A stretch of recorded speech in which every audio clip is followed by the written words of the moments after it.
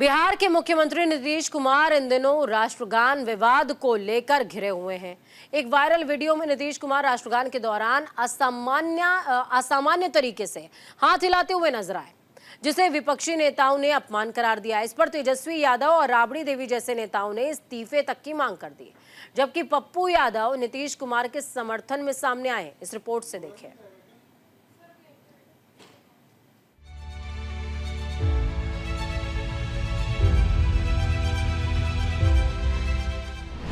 सियासी चक्रव्यूह में फंसे नीतीश कुमार, राष्ट्रगान विवाद ने बढ़ाई मुश्किलें। बिहार की राजनीति में इन दिनों एक नया विवाद सामने आया, जो मुख्यमंत्री नीतीश कुमार के लिए नई मुश्किलें खड़ी कर रहा है। सियासी चक्रव्यूह में फंसे नीतीश कुमार का हालिया कदम उनकी छवि पर सवाल उठाता नजर आ रहा है। जेडीयू चीफ और मुख्यमंत्री नीतीश कुमार, जो सियासत के माहिर खिलाड़ी माने जाते हैं,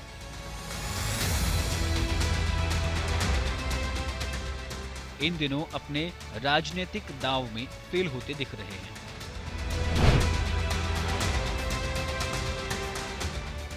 नीतीश कुमार का एक वीडियो सोशल मीडिया पर तेजी से वायरल हो रहा है, जिसमें वो राष्ट्रगान के दौरान असामान्य तरीके से हाथ हिलाते हुए नजर आ रहे हैं।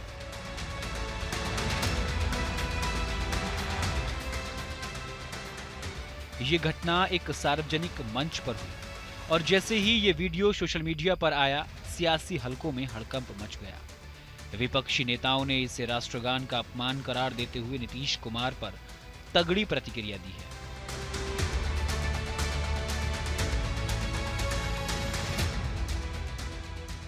बिहार के नेता प्रतिपक्ष तेजस्वी यादव, पूर्व मुख्यमंत्री राबड़ी देवी, सांसद मनोज झा और अवधेश प्रसाद जैसे प्रमुख नेताओं ने नीतीश कुमार पर जमकर हमला बोला। तेजस्वी यादव ने इसे राष्ट्रगान का अपमान बताया और नीतीश कुमार से माफी की मांग की। वहीं राबड़ी देवी ने मुख्यमंत्री को शर्मनाक करार देते हुए इस्तीफे की मांग की। विपक्षी दलों ने इसे राष्ट्र सम्मान से जोड़ते हुए नीतीश कुमार के खिलाफ मोर्चा भी खोला। राष्ट्रगान के अपमान पर सियासी तनातनी। माननीय मुख्यमंत्री जी नरेंद्र मोदी जी प्रधानमंत्री के लाडले मुख्यमंत्री हैं। प्रधानमंत्री जी के लाडले मुख्यमंत्री ने राष्ट्रगान का अपमान किया। क्या नरेंद्र मोदी जी का शर्म से चेहरा झुका कि नहीं झुका?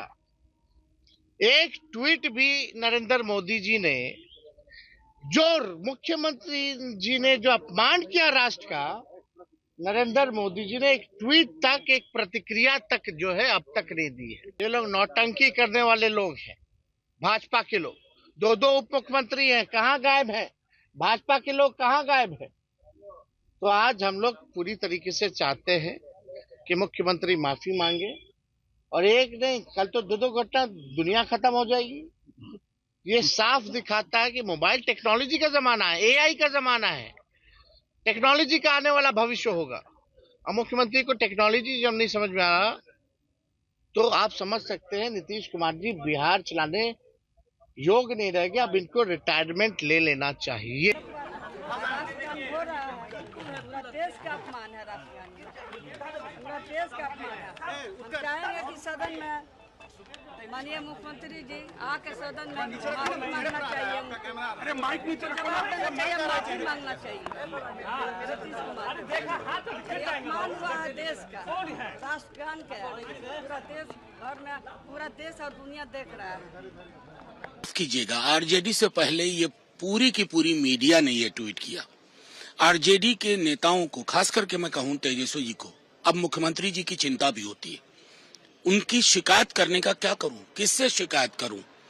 अधिकारी लोग चला रहे हैं। अगर उनकी जगह कोई और होता और राष्ट्रगान का इस प्रकार अपमान होता तो किस प्रकार की प्रतिक्रिया होती? मैं एक मिनट के लिए माननीय प्रधानमंत्री जी से पूछना चाहूंगा कि अगर नीतीश जी की जगह कल वहां कोई दूसरा गैर बीजेपी शासित राज्य का, गैर एनडीए शासित राज्य का मुख्यमंत्री होता, तो प्रधानमंत्री के ट्विटर हैंडल से अभी बरसात हो चुकी होती। क्यों नहीं हो रही है वर्षा प्रधानमंत्री जी? राष्ट्रगान के जैसे मसलों पर आपकी चुप्पी मुझे आपराधिक की श्रेणी में जाती दिखती है। राष्ट्रगान को बड़े संजीदगी के साथ हम राष्ट्रगान गाते हैं,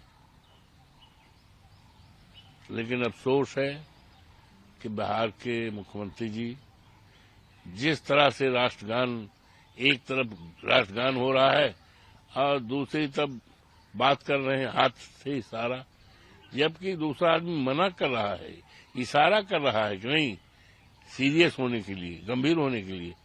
तो ये बहुत ही निंदनीय है।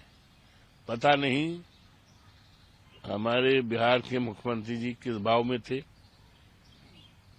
तो उनको देश की आजादी के बारे में जानकारी नहीं है और इसीलिए ये राष्ट्रगान का अपमान है। नीतीश कुमार के स्वास्थ्य पर उठे सवाल। न सिर्फ राजनीतिक नेताओं बल्कि सोशल मीडिया पर भी नीतीश कुमार के स्वास्थ्य पर सवाल उठ रहे हैं। कई यूजर्स ने वीडियो को लेकर नीतीश कुमार की मानसिक स्थिति पर चिंता व्यक्त की है।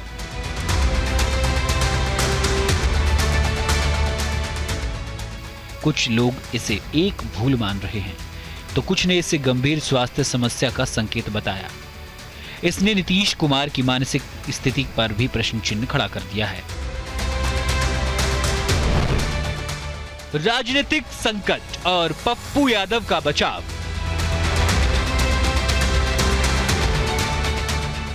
विपक्ष की ओर से आक्रामक रुख अपनाया जा रहा है, वहीं नीतीश कुमार के समर्थन में निर्दलीय सांसद पप्पू यादव भी सामने आए हैं। पप्पू यादव ने नीतीश कुमार का बचाव करते हुए इसे अनजाने में हुई गलती बताया और विपक्ष पर राजनीति करने का आरोप लगाया। पप्पू यादव ने साफ कहा कि नीतीश कुमार का इरादा राष्ट्रगान का अपमान करने का नहीं था, लेकिन विपक्ष ने इसे अपनी सियासी चाल के तौर पर इस्तेमाल किया। क्या नीतीश कुमार का भविष्य अब खतरे में है?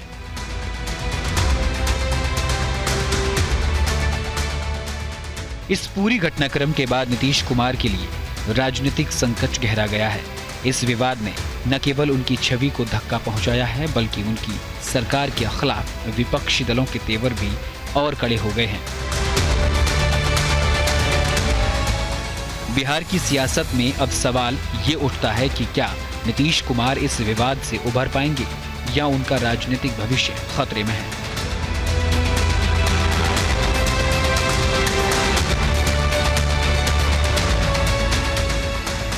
राजनीतिक गलियारों में इस समय केवल एक ही चर्चा हो रही है, क्या मुख्यमंत्री नीतीश कुमार अपने अपमान का सफाया कर पाएंगे या फिर सियासी चक्रव्यूह उन्हें पूरी तरह जकड़ लेगा। Bureau report, news India. दूसरी तरफ देखिए, बिहार में मुख्यमंत्री नीतीश कुमार की ओर से राष्ट्रगान के कथित अपमान को लेकर सियासी हलचल तेज हो गई है। विपक्ष ने इसे नीतीश के नेतृत्व पर सवाल उठाने का अवसर माना और इस्तीफे की फटाफट मांग पेश कर दी। विधानसभा में हंगामे के बीच जेडीयू नेताओं ने इसे विपक्षी दलों का राजनीतिक खेल करार दिया। इस विवाद ने 2025 के विधानसभा चुनावों के लिए बिहार की सियासत को हाई कर दिया और अब ये देखना होगा कि नीतीश कुमार इस सियासी तूफान से उबर पाते हैं या इस बवंडर में फंस जाते हैं। देखिए,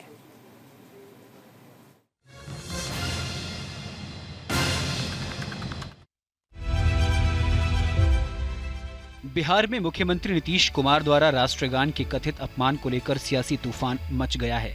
ये मुद्दा अब केवल विधानसभा और विधान परिषद तक ही सीमित नहीं रहा, बल्कि सड़कों पर भी विपक्षी दलों के प्रदर्शन और हंगामे का कारण बन गया है।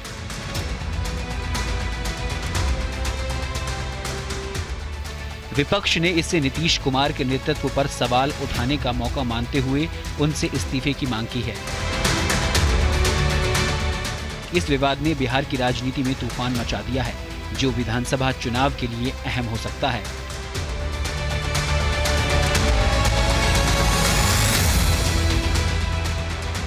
विधानसभा में इस मुद्दे पर जब विपक्षी दलों ने हंगामा किया तो कार्यवाही महज 22 मिनट तक ही चल पाई। विधानसभा और विधान परिषद दोनों में विपक्ष ने जमकर नारेबाजी की, जिससे सदन की कार्यवाही कई बार स्थगित करनी पड़ी।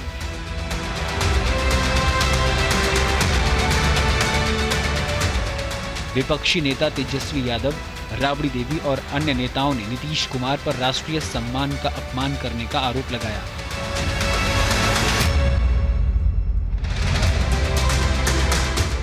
और कहा कि उन्हें तुरंत इस्तीफा देना चाहिए। इन नेताओं का कहना था कि राष्ट्रगान के दौरान नीतीश कुमार का आचरण शर्मनाक था और इससे बिहार ही नहीं पूरे देश की भावना को ठेस पहुंचती है। इस बीच बिहार के उप मुख्यमंत्री सम्राट चौधरी ने नीतीश कुमार का बचाव करते हुए कहा कि मुख्यमंत्री पूरी तरह से राष्ट्रगान और भारत के संविधान के प्रति समर्पित हैं। जेडीयू के प्रवक्ता नीरज कुमार ने 2002 में राबड़ी देवी और 1947 में लालू यादव द्वारा राष्ट्रगान को लेकर उठे विवादों का हवाला देकर विपक्षी नेताओं को फर्जी राष्ट्रवादी करार दिया। उन्होंने आरोप लगाया कि विपक्षी दल जब सत्ता में थे तब खुद राष्ट्रगान का अपमान करते थे और अब ये मुद्दा उछालकर नीतीश कुमार से इस्तीफे की मांग कर रहे हैं। लेना न देना छुच्छे फूले ना। ये विपक्ष के नेता माननीय राबड़ी देवी जी का आवाज गुम हो गया जब हम लोगों ने ये तथ्य दिखाया। बोल नहीं पाई, खड़ा नहीं हो पाई। आपसे बड़ा अपमान किसने किया? राज्य के मुख्यमंत्री थे और दस्तावेज झूठ नहीं बोलता, नहीं तो मुकदमा हम पर दर्ज करिए। 26 जनवरी 2002 कंठस्थ कर लीजिए। 26 जनवरी 2002 महामहिम राज्यपाल राष्ट्रीय झंडा फहराते हैं। विनोद चंद्र पांडे जी राष्ट्रीय ध्वज फहराने के बाद परेड होता है, मार्च पास्ट होता है, राष्ट्रीय गान बजता है।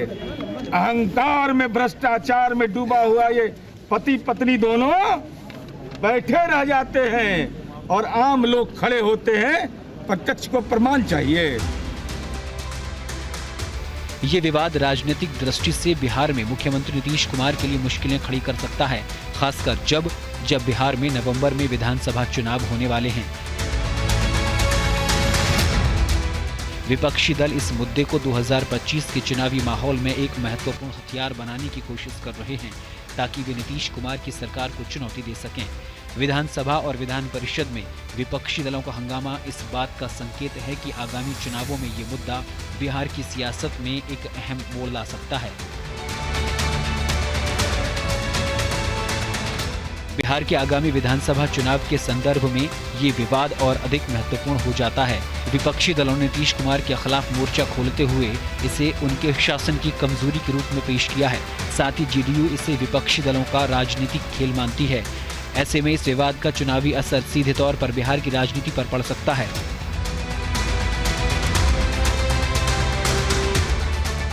दो 2025 के विधानसभा चुनाव में इस सवाल उठने जा रहा है कि क्या नीतीश कुमार इस विवाद से उभर पाएंगे और अपने समर्थकों को बनाए रख पाएंगे। इस मामले ने बिहार की राजनीति में आगामी चुनावों के लिए नई संभावनाओं को जन्म दिया है, जहां इस विवाद को सियासी मुद्दा बनाकर चुनावी माहौल को गर्म किया जा सकता है।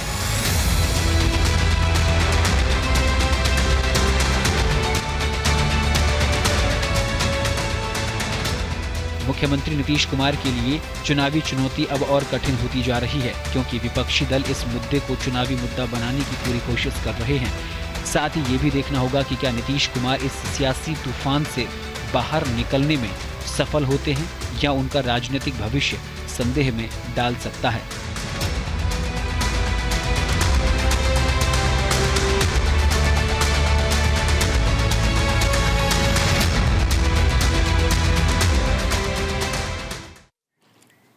तो कहते हैं कि सियासत वो हमाम है जिसमें सारे के सारे राजनेता या यूं समझिए कि खातिरदारी लगभग एक जैसे हैं।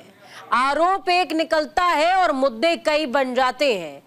मुद्दा नीतीश कुमार पर आया तो लालू और राबड़ी को भी फ्लैशबैक देखने का मौका मिल गया और मौका मिला तो मौके पे चौका जेडीयू ने भी लगाया। कहा, हमारे घर भले ही कांच के हों, पत्थर आप भी नहीं मार सकते क्योंकि घर तो कांच के आपके भी हैं। वक्त यहाँ पर छोटे से ब्रेक का। ब्रेक के उस पार खबरों का सफर लगातार जारी है।